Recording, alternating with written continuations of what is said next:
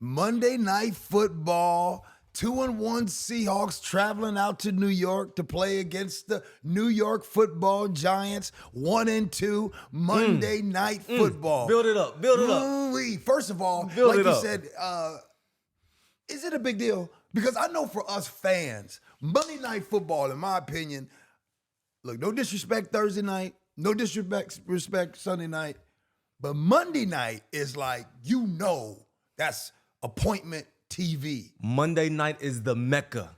What you thinking? Everybody watching, your grandma, your aunties, your cousin, your old girlfriend. Oh, Yeah. what little Johnny doing? What he doing this game? Everybody watching Monday Night Football. Right. It's only going to be one game this Monday, Seahawks versus the New York Football Giants. In New York, the fan base is a little iffy. Yeah, They a yeah. little shaky, Yeah. but got to go out there, handle business. Jamal Adams. Ooh, Jamal is coming back. Let's back. go 3-3. Okay, let's go. So, let's go. yeah. Now, real quick, I don't want to put your business out in the street, but I do know that the Giants do have that number 12, Waller. Darren Bad Waller. man. Darren Waller, bad man. It's Monday Night Football. Would you be worried? Would you lose sleep knowing that you have to cover Darren Waller? He's nice. Okay. He's shifty. Losing sleep, I wouldn't take it that far, though. But I like what Waller presents on this football field. They drop a lot of plays for this dude. They drop a lot of OVS, a lot of play action, get him going across the middle. Okay. Third down, if he's isolated, if they think he's one-on-one, whether it's a safety or a linebacker, they believe Darren Waller can win that matchup. And so we're going to see how they hammy feeling. I know he's battling hamstring, but he's pretty good. Let's get to the tape. Let's get to the tape. Whoa. Hold on. KJ, this is Arizona Cardinals. They just played the Niners. They just played the Niners. Did you watch that tape? I mean, not like you do. Them dudes had 29 yards rushing, 130 yards passing. It was ass kicking. It was ass kicking. So what I want to give to the viewers is, what do the New York Giants do well? Like, what's something that they go hang they hat on? When I'm watching film as a linebacker, I'm looking at what's something they go hang they hat on. Like, if they need a play, a run play, a pass play, this is what they go present on the football field. So let's go to the Arizona Cardinals, because they was losing this game early, fought back, great second half. And when you watch Daniel Jones, let me slow down. What we got? He gets a lot of riffraff, like, oh, they shouldn't have paid him. He's not that good. I be saying that. He has a losing record. But, the dude is not bad. He makes some really good throws. He's excellent in the pocket. He's strong. Got a cannon for an arm. I like what he presents to the table. Sometimes you're like, okay, KJ, he got 2 touchdowns, 4 interceptions. Does he do some silly stuff? Absolutely. Okay. But when he gets his mind right, the dude has some really good mechanics at the quarterback spot. So you're going to show us, and obviously, as a linebacker preparing for Monday Night Football, like you would be if you're playing, you're going to show us the strengths and what Daniel Jones does well. Yep, starting with this play right here. His best attribute, G, is when he's in shotgun and he has his flash action, what I call a play action. This is his best attribute by far. Boom, right here. Get his feet set, got protection. Dropping a dime. This is what he does really, really well. We're going to see a few of these plays when he's in gun, flash action, max protect with the offensive line, bomb the football downfield. And so you can't sleep on these receivers. They got some speed. They got some guys who want to get the ball vertically too. And so let's watch out for this play action game, in particular when Daniel Jones is in shotgun.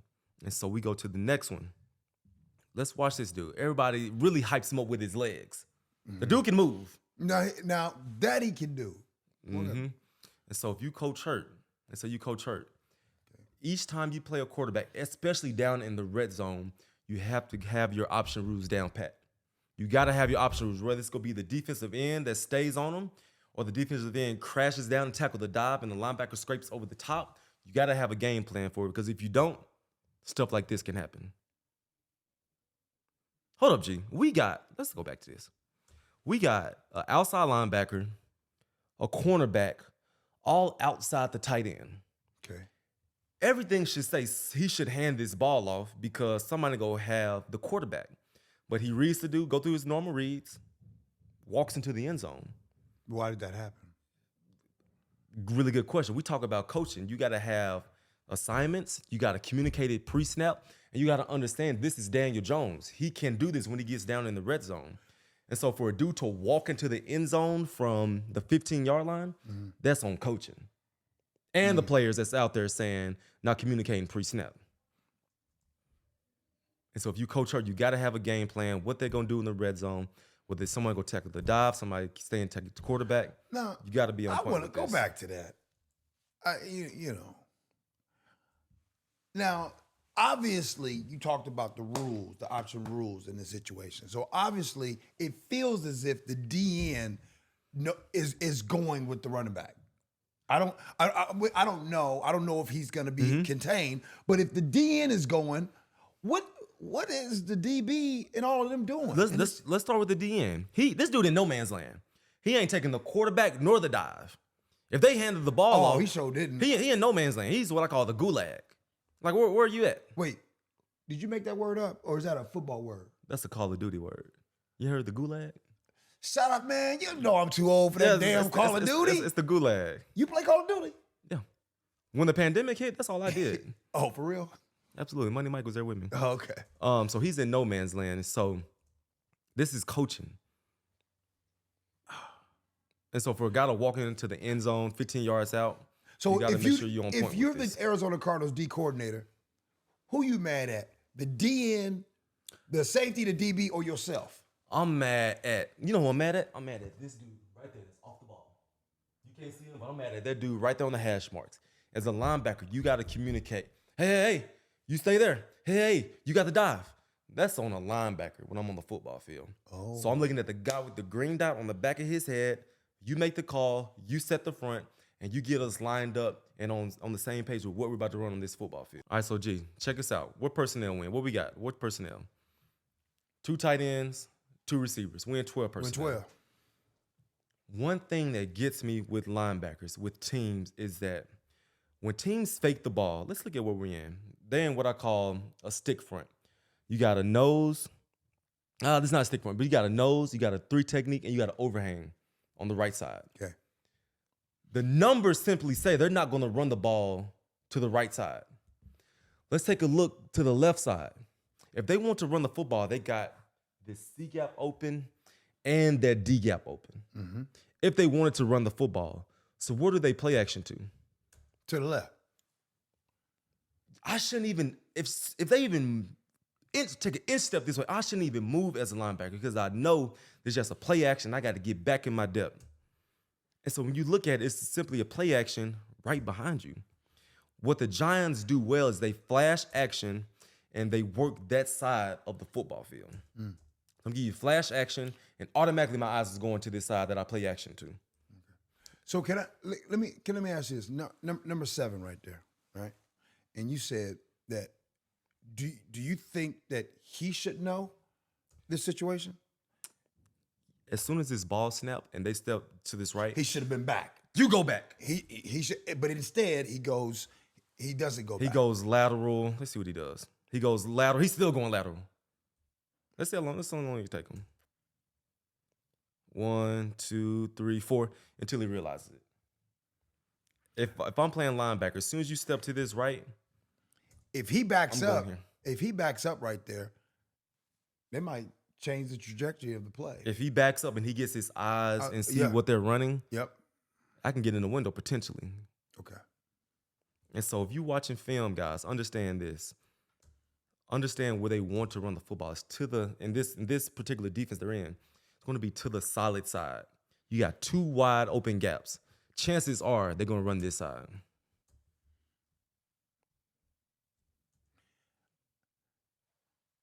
Hey, KJ, let me ask you this, man. How you be remembering all these formations? When you come out here on defense, how do you remember all of the different looks, or are they some of the same looks, but they run different plays out of those looks? How do you do that? Some of the same looks, and they run similar plays. And what happens is, G, you watch so much film, you do so much film study. When you step onto that football field, you like, okay, I've already been here. Okay. I already seen what y'all about to do before y'all even snap the ball. And I got so much history, 8, 9 years playing, it's going to be hard to get me. It's going to be really hard to get me. What percentage of defensive guys watch film as religiously as you did? Now, I know you guys be in meeting rooms and you with the coaches, but if Outside of that? Outside of that, that's what I'm saying. On a scale of 100%, 100%, I would say that watch film the way they're supposed to, I would say 40%. Oh, wow. That's what I would say. And so if there's an NFL young buck that's watching this right now, they can make more money by watching more film outside of the meeting room. NFL, college, what you do with your coaches is not enough. They only get a certain amount of time with you. You got more time when you leave the building. Let's say you leave the building at 5 o'clock. From the time you go to bed, or you can wake up early, means start at 8 o'clock. I can get into the building at 5 o'clock. It's a Kobe Bryant theory. The more time, less sleep you get, the more time you get to add to your craft. And so you got to put in that work. Now, once again, here we go. Under center, play action. Now, look at this, G. We call this right here outside vertical stretch, OVS. Okay, stop right. No, real quick. That's Waller on the other side, right? It's Darren Waller. So or I would assume, if they kind of overloaded on this side here, if they were to run, they would run to this side. And they would not run towards number 12. He's the highest paid. He's the receiving guy. He's the big time trade they got. They want this dude getting downfield. They don't want this dude burying his helmet into a defensive end blocking. They don't want that. They don't, okay. A defender should know that. And so here they go. And I'm looking. Let me go to this back angle. If we looking at this formation, 12 personnel, everybody's in tight. Like, why would they run the ball to number 12? Why? Why would they run the ball to number 12 versus to this tight end on this side? And so as soon as I come out, I'm sitting back, I'm watching, I'm looking at the formation. I'm looking to my left, I'm looking to my right. And I'm going through my progressions. Come on, number 7. Don't let us down. Don't let us down, number 7. Don't tell me. He's fine. Oh, yep. He's fine. He did a good job there. So now with this play right here, this is a cover 3 beater. We got this so much. So you got 3 going to the flat. 3 is Saquon Barkley, right? Okay. As a buzz player, it is your responsibility. When you get 3 to the flat, you got to play everything deep to short. KJ, start over, man. Because I know some of y'all at home, first of all, you said a cover 3 beater. Mm-hmm. Explain that, please. You went too fast, man. So each defense has their quote-unquote issues, right? And the issue that presents itself in cover 3 is when you run the corner off, who got to go deep third. You got the buzz player who has the flats. There's an area once that happens right on the numbers that someone has to account for that. And so when you talk about 3 to the flat, the way that offenses work, you count from the outside in. Okay. You got number 1, who's a receiver. Number 2, who's a tight end. Number 3, who's the running back. 1, 2, 3. Okay. That's how we count in football, outside in. And so when I see 3 go to the flat, who's Saquon Barkley, as a buzz player or as a hook defender or flat defender, I got to play this deep to short. So I got to get depth and force them to throw the ball to Saquon Barkley, who's right there at the line of scrimmage. And we rally up, tackle him, next play. Okay. All right. Hold on, back up a little bit. But as the linebacker, you got a choice. You can back up, get depth, like you said, or have Saquon in front of you, and if he's going to catch it in front of you. And he got space. That's what, so I'm glad you mentioned that. So the way that we taught it was, no, the way that the Raiders taught it was, the Las Vegas Raiders was, buzz defender, hook defenders, you guys got it. The way the Seahawks taught it was, this is yours. Hook defender, you got it. Buzzer, you give him a little help, but once you see this guy go, you go. Because we don't want to give them anything. So, wait, it was your job to go get that guy in space? It was my job and it was Bobby's job to go get that right there. Darren Waller. Oh. But when I got to the Raiders, They changed. I'm like, what the? You want us to have a guy catch the ball and we rally up and tackle him? That's what the Raiders did. So when we talk about jiggy rigging defense, teams do it differently. I gave the Las Vegas Raiders coaching point. What the Seahawks do back in our time is the hook defenders took it. Okay. Daniel Jones seems really comfortable with play action. So comfortable. If I'm Brian Daboll, I'm doing this all day. You look at the linebackers right here. You got Pullers to your right and Darren Waller coming right behind you. It was a long day for this linebacker. It was a really long day for him. Once again, do I think that they're going to run a power play to Darren Waller? No. Do I think they're going to do that? Do I think he's going to kick out a tight end?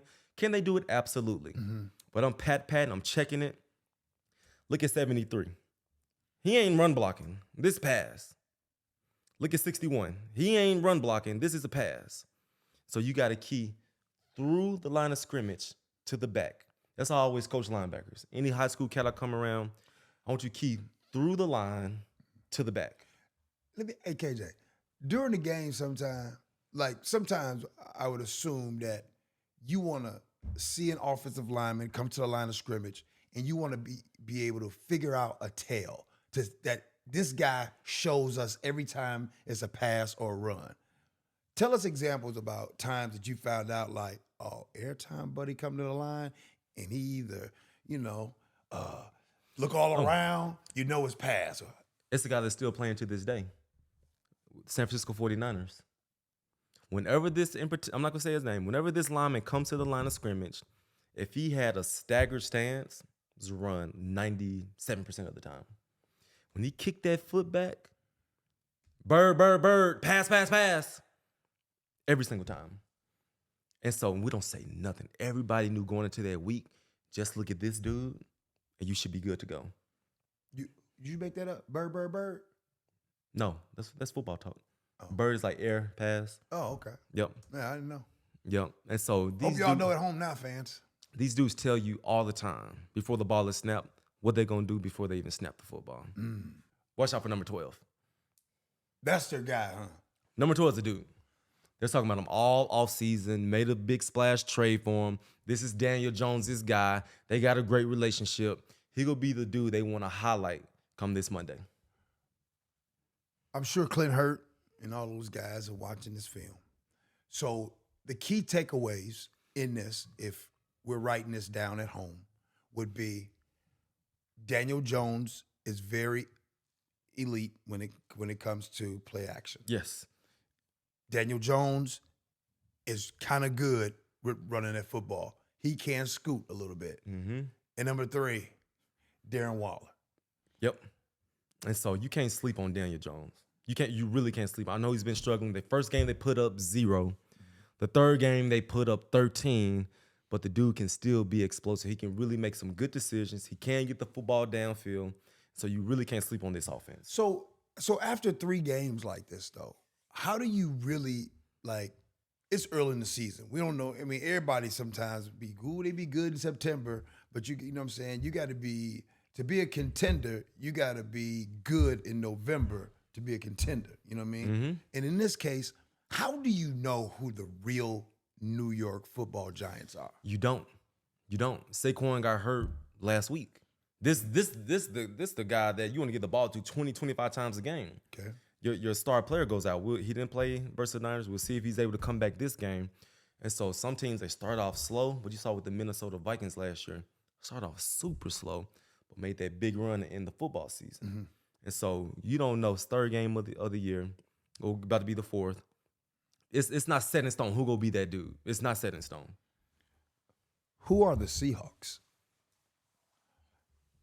Because I got to tell you, the Seahawks are 2-1, mm-hmm.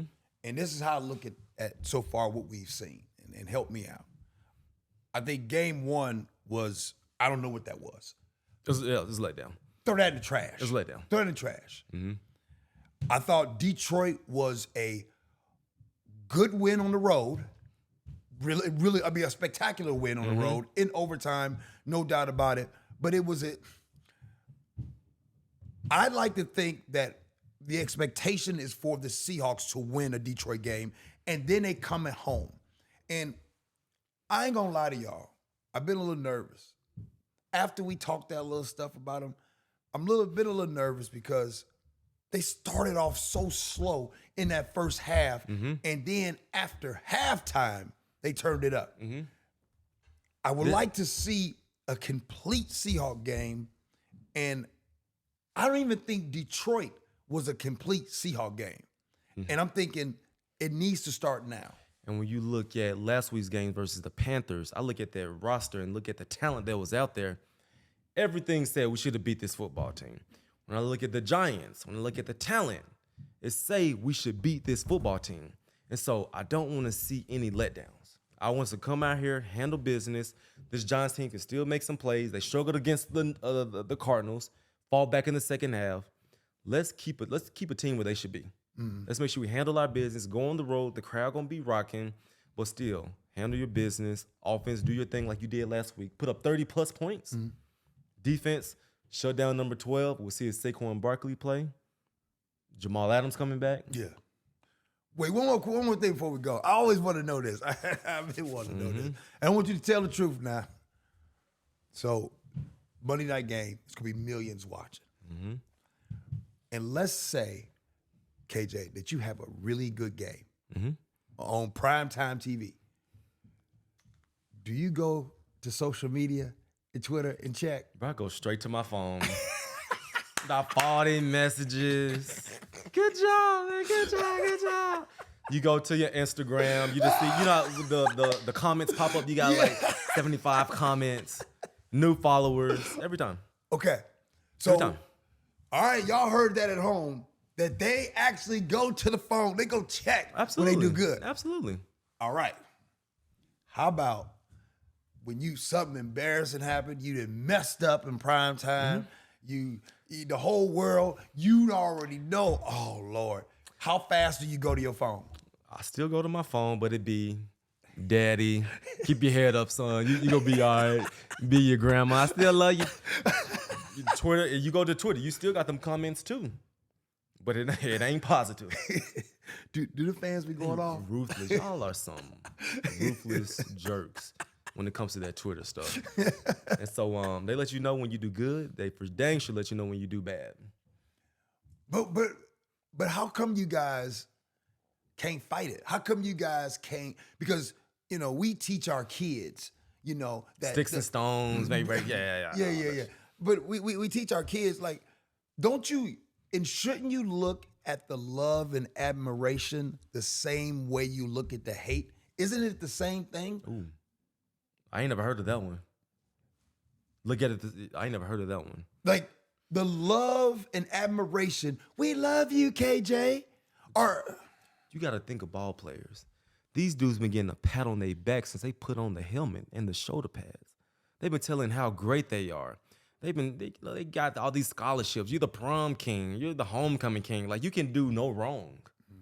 And when you do have a letdown, when you do get 70 points put on you, that's embarrassing.